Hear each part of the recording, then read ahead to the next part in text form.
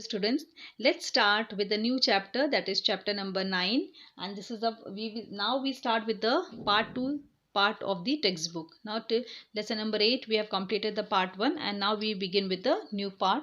So requesting all the students that please see that you see the at least part 2 in case if anything is backlog or anything is pending to complete part 1. So slowly you complete that side by side, but now whatever I'm teaching you be in the same pace with me so that you complete the things of today itself. Suppose whatever things are given to you to complete today, you complete by today evening, children, so that again backlog does not occur and you are with along with me with the portion. So part 2 we will you please try.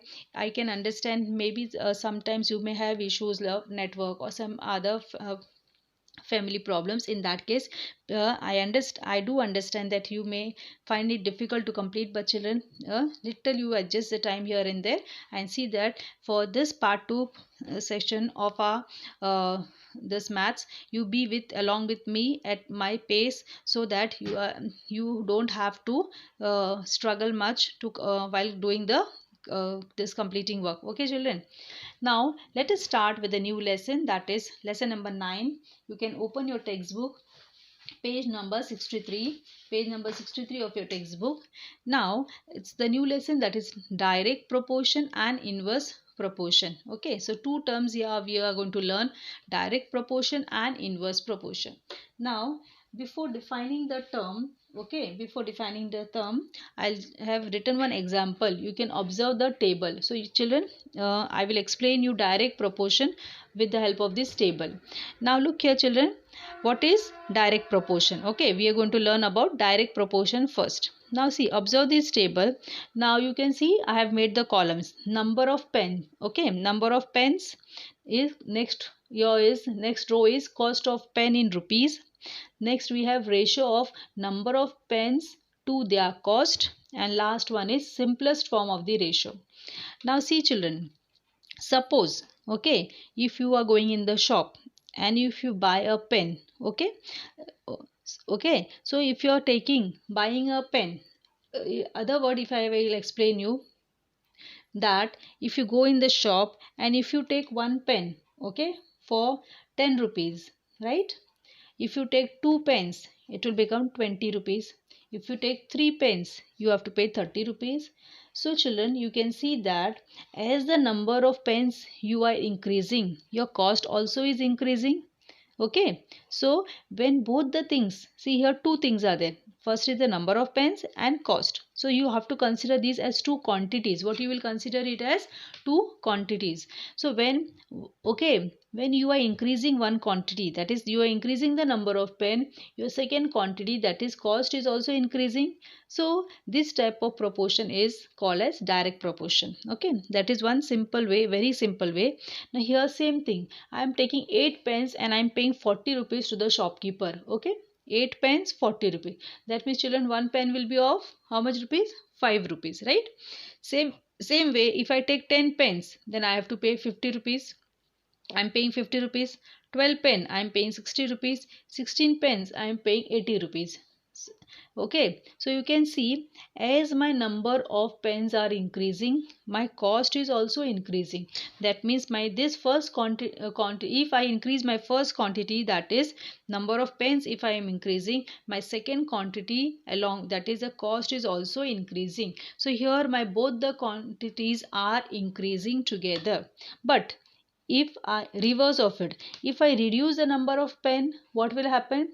My cost also will decrease. Okay, if initially if I am taking 16 pen and I am reducing to 12, then I have to pay 60 only. If I still reduce, I have to pay 10 pens, I have to take 50. Still if I reduce, so if I go in the descending order, if I am decreasing, okay, one quantity, suppose the first quantity number of pens if I decrease, then my cost also will decrease. That means children, so this type of proportion is called direct proportion, where my both the quantities, children, if two quantities, so both the quantities will increase together. Okay, this is my first quantity, this is my second quantity, both the quantities will increase together.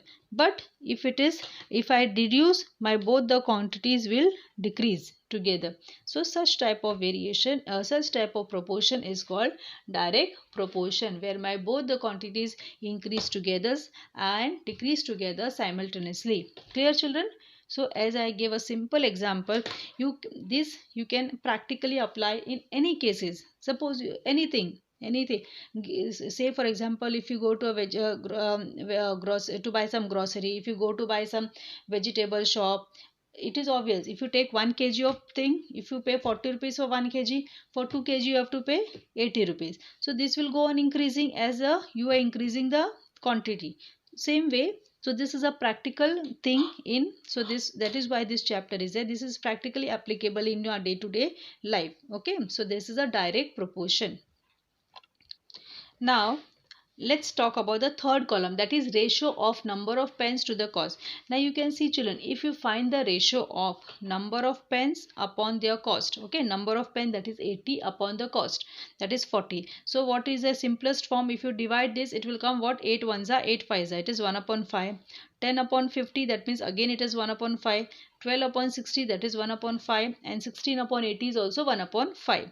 So children, here from this table, first thing what we have seen is, from the table we see that number of pen increases, their cost also increases. Second thing, ratio remains constant. Okay, so for direct variation proportion, children, one very important thing is the ratio will remain constant for all the terms. See, it is 1 upon 5. This is a very important term. Okay, that is ratio remains constant in case of direct proportion. And in 8th standard you learn about variation, no? It is related to same. So you can say about the direct variation also is direct variation, direct proportion. Okay, these are the two terms. Now you will say it as direct proportion, and next year in 8th standard we will learn it as direct variation, but the thing is same, ratio remains constant. Okay, here the ratio remains constant.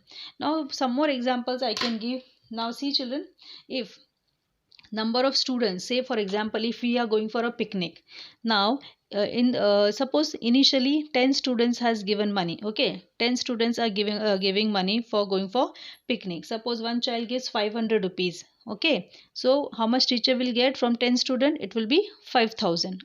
So if 10 students, now see, I'm just writing this, 10 students, they are paying how much rupees? 5000. That means this is number of students and this is the amount what is collected, right? Or we can say amount collected. If 10 students are going, it's 5000.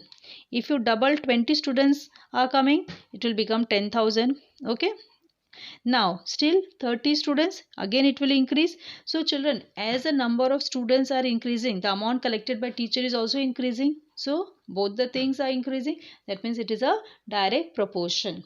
Same as if you take one notebook, and if you're paying say for example, you have one notebook, if you pay 50 rupees, if you pay if you right, for one notebook you're paying 50 rupees. If you take two notebook, you have to pay 100 rupees. If you take three notebook, you have to pay 150 rupees. Both the things are increasing, so it is a direct proportion. I hope this term direct proportion is very clear to you. Only thing you have to remember, that both the things will increase together and both the things will reduce together.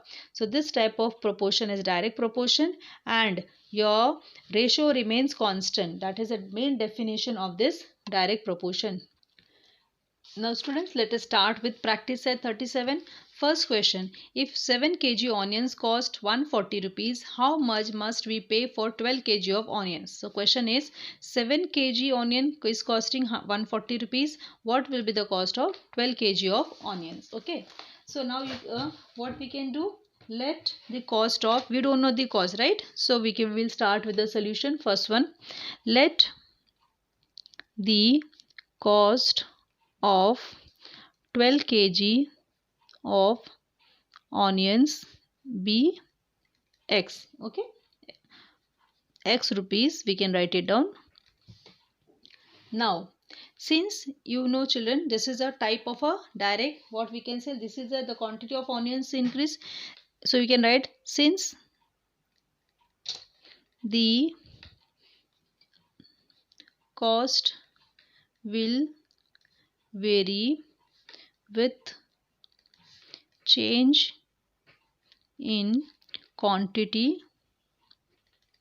of onions.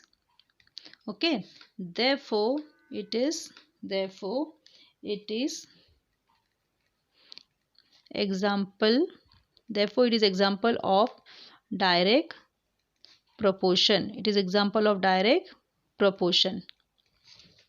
Okay children, so this, okay, you can write, okay, this statement will be common for all the sums. You will write, since the cost will as per the question we have to make this statement. Okay, I'll just explain you as we will do more sum.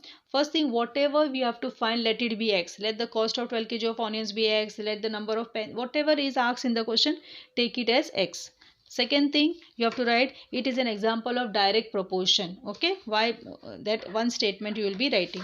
After that children, what we can do, we can make it very simple. Okay, you will make box. Okay, we'll make a table so that it becomes very easy for you to understand. Now here what is given, okay, kg of onions. Okay, what we are, kg of onions, and here we write cost, in bracket you write rupees. Okay, now 7 kg of onions, what is given? 7 kg of onions, you are paying rupees 140. So for 12 kg of onion, what will be the cost? Already we have taken it as x, right? So you are just going to, first for all the sum, if you make this table children, it will be very easy. 7 kg becomes 140 rupees. Okay, you have to give 140, 12 kg. Now you will do, therefore, okay, now will be a cross multiplication. That means 7 into x. Okay, 7 into x will be, okay, 12 into 140. We are doing cross multiplication. You are doing the cross multiplication. 7 into x is equal to 12 into 140. So x is equal to 12 into 140 upon 7. Okay, 7 ones are 7 20s are, so x is equal to 12 into 20. So x is equal to 12 2s are 24, that means 240, and this will come 0. So it is, therefore you have got how much rupees will be the, what will be the cost of 12 kg of onions? 240 rupees. Therefore you will write cost of 12 kg of onions is rupees 240. Cost of 12 kg of onion is rupees 240, right? So this way we will be solving the sums. This is a solution of the first sum, that is whatever is unknown, whatever you have to find, no children, you take it as x, and then you will make the table, and then we will solve like this way. I am sharing the screen children, you can copy down. Okay. Now children, second question, if 600 rupees buy 15 bunches of feed, that means children, feed means whatever you are giving to the cattle, no, we feed the cattle, no, so we are getting bunches. So for 15 bunches we are paying 600 rupees. So the question is, how many will 1280 rupees buy? That means in 1280, how many bunches of feed you will get? That is a question. Okay, now see children, so we have started with the solution. I wrote so that we don't waste much time. Now solution, let the number of bunches of feed 1280 rupees will buy be x. Okay, as I already told, whatever is unknown, take it as x. Number of bunches and their cost is in direct proportion. If number of bunches increases, cost also will increase, both.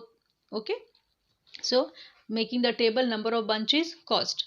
15 bunches you are paying 600 rupees, and the question is, if amount paid is 1280, how many bunches you get? So we have already taken as x. Now cross multiplication. Okay, cross multiplication. So therefore it will be 600 into x will be equal to 15 into 1280.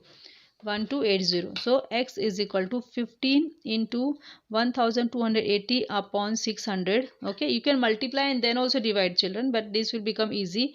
Okay, 10 goes, 15 ones are 15 fours are, so it is 15 ones are 15 fours are. Now 4 ones are 4 threes are 12. Okay, 4 twos are, so x is equal to 32. Therefore children, okay, answer is 32. Therefore 32 bunches of feed. Therefore we can write, we can get 32 bunches of feed in rupees 1280.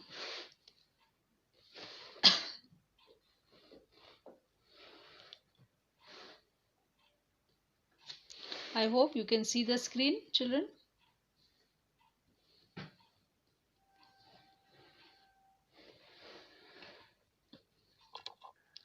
Now see children, the next question, that is question number 3. For 9 cows, 13 kg 500 gram of food supplement are required every day. In the same proportion, how much will be needed for 12 cows? So for 9 cows, how much food is required? 13 kg 500 gram. So in the same way, how much food will be required for 12 cows? So children, here two things are there, number of cows and quantity of food, right? Food. So I have written, let the quantity of food required be x kg. That means we don't know how much kg of required, so it is x. Now we know that quantity of food required and number of cows are in direct proportion. If number of cows increases, quantity will increase. If it decreases, quantity also will decrease. So I have made a table, children, number of cows and quantity. 9 cows requires 13 kg and 500 grams. So I have converted into it kg. That means 13.5, right? 13.5 we have converted. We know that conversion, okay, 13500 divided by 1000, so it will be 13 point. How to convert this? So here I am writing it. See children, 13 kg means 13,000, so 13,500 full, we are this is will be gram upon kg, that means 1000. So this goes, okay, 1 that is equal to 13.5, right? 13.5. You have to divide for converting into kg, you have to divide by 1000, as you already know. We have learned in our 5th and 6th standard. Now again cross multiplication, children. That means 9 into x is equal to 12 into 13.5. 9 into x is equal to 12 into 13. So x is equal to 12 into 13.5 upon 9. 3 3s are, okay, 3 4s are. Now here 3 ones are 3 fours are 12, carry 1 3 5, that is 4 points. So x is equal to 4 into 4.5, and if you multiply this 4 into 4.5, children, you will get x is equal to 18 kg. Okay children, x is equal to, therefore how much food will be required? 18 kg of food will be required for 12 cows. Will be required for 12 cows.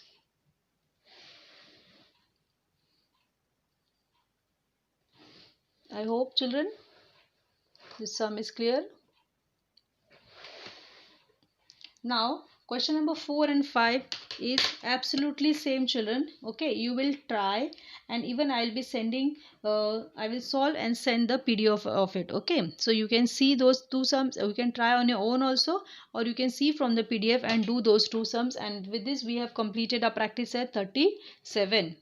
Okay children, I complete your book, complete till practice set 37. Next practice set we'll see in the next video. Take care, bye. Okay.